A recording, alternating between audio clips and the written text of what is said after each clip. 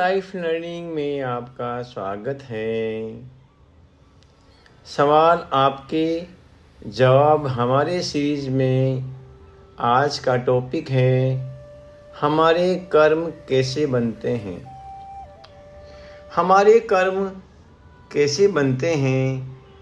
हमारा हर विचार, भाव, क्रिया, प्रतिक्रिया, चुनाव, सूचनाएं, ज्ञान, आदतें, व्यक्तित्व, अहंकार सब तरंगों के रूप में हमारे आत्मा के चारों ओर संस्कार के रूप में प्रिंट या रिकॉर्ड हो जाते हैं। यही संस्कार लेकर हम अगला जन्म लेते हैं और इसमें वर्तमान के चुनाव से कम ज़्यादा संस्कार बनाते रहते हैं।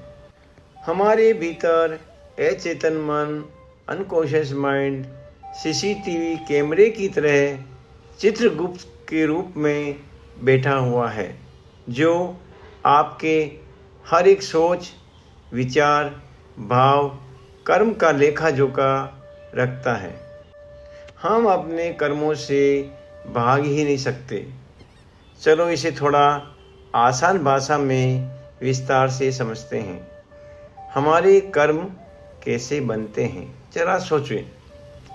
हमारी हर सोच, हर भावना, हर आदत और हर काम का असर हमारी आत्मा और हमारे जीवन पर पड़ता ही पड़ता है। हमारे कर्म ऐसे बनते हैं। सबसे पहला, विचार और भाव से। जब हम कुछ सोचते हैं, अच्छा या बुरा, वह केवल दिमाग में ही नहीं रहता। हर विचार एक तरंग, एनर्जी वेव बनाता है और आत्मा के चारों ओर छप जाता है, प्रिंट या रिकॉर्ड हो जाता है। जैसे गुस्सा, लालच, दया, प्रेम सब आत्मा पर छपते रहते हैं। दूसरा है क्रिया और प्रतिक्रिया से। एक्शंस और रिएक्शन से भी कर्म बनते हैं। हम जो भी काम करते हैं वह क्रिया और परिस्थिति आने पर कैसे जवाब देते हैं वह प्रतिक्रिया। क्रिया और प्रतिक्रिया भी कर्म बनाती है।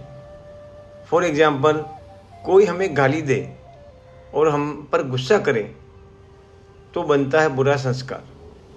अगर हम शांत रहें तो बनता है अच्छा संस्कार।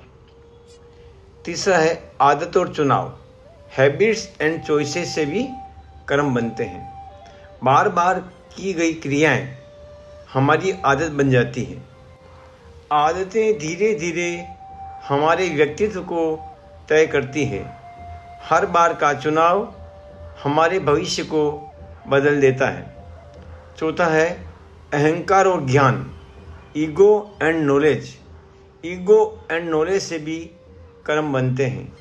हमारा अहंकार यानी ईगो और अर्जित ज्ञान भी आत्मा पर असर डालते हैं। अहंकार हमें गलत दिशा में ले जाता है, जबकि सही ज्ञान कर्मों को शुद्ध करने में मदद करता है। पांचवा, संस्कारों का रिकॉर्ड ऑफ इम्प्रेशंस। आत्मा के चारों ओर सब कुछ संस्कार के रूप में रिकॉर्ड होता रहता है। यही संस्कार हमें अगले जन्म में साथ मिलते हैं। मतलब अगला जन्म हमारे पुराने संस्कारों पर आधारित होता है। छठा, सीसीटीवी की तरह अचेतन मन, सबकॉन्शियस माइंड।